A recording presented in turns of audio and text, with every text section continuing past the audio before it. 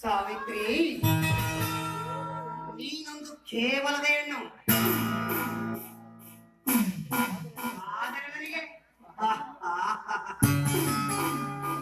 ಈ ಕರೆಗಿಳಿದ ಅಪ್ಸರೆ.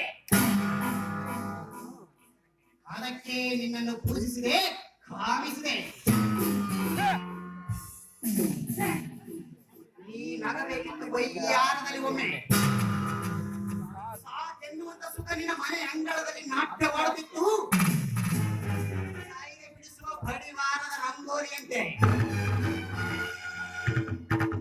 ಆದರೆ ಆದರೆ ಆದರೆ ಹಗಲು ರಾತ್ರಿ ನಿನ್ನ ಕಾಮದ ಕನವರಿಕೆಯಲ್ಲಿ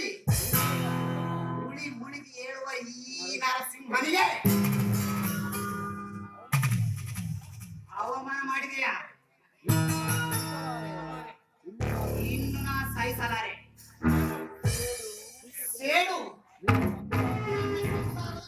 ಪ್ರತಿ ಸೇಡು ನನ್ನನ್ನು ಕುಲಹೀನದ ಹೆಣ್ಣನ್ನು ಕುಟ್ಟಿದೆ. ಒಳ್ಳೆ ನಮ್ಮ ತಿರಸ್ಕಾರದ ಸೊಕ್ಕಿನಲ್ಲಿ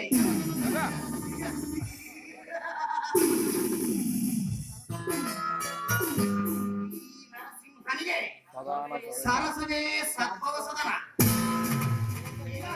ವಿಧಿ ವ್ಯಸನ. ಇಂದೆಲ್ಲ ನಾಳೆ ನಿನ್ನ ಬಡವಾದ ನಡವನ್ನು ಪರ ಮಾಡಿಕೊಳ್ಳುವೆನು. ಮಸಣದ ಮಲ್ಲಿಗೆ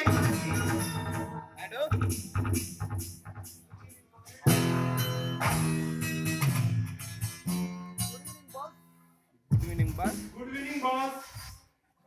ಮುಂದೆ ನಡೆಯಲಿರುವ ಎಂಎಲ್ಎ ಎಲೆಕ್ಷನ್ಗೆ ನಿಮ್ಮ ಹೆಸರು ಸೂಚಿಸಲಾಗಿದೆ.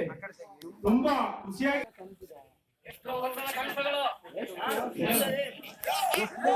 ಎಷ್ಟು ವರ್ಷಗಳಿಂದ ಕನಸಿನ ಕನಸು ನನಸಾಗುತ್ತಿರುವಾಗ ಬೇಸರದ ಮಾತಕ್ಕೆ ಈ ನಿಮ್ಮ ಬೇಸರಕ್ಕೆ ಕಾರಣ ಕೇಳಿ.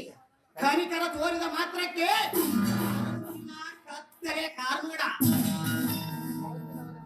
ಗರತಿ ನಾನೆಂಬ ಕಲ್ಪನೆಯಲ್ಲಿ ಬಿದ್ದಿರುವ ಹೆಣ್ಣೊಂದು ಬೆಲೆ ಇಲ್ಲದ ಪದಗಳನ್ನು ಬಳಸಿ ಅವಮಾನ ಮಾಡಿದಳು.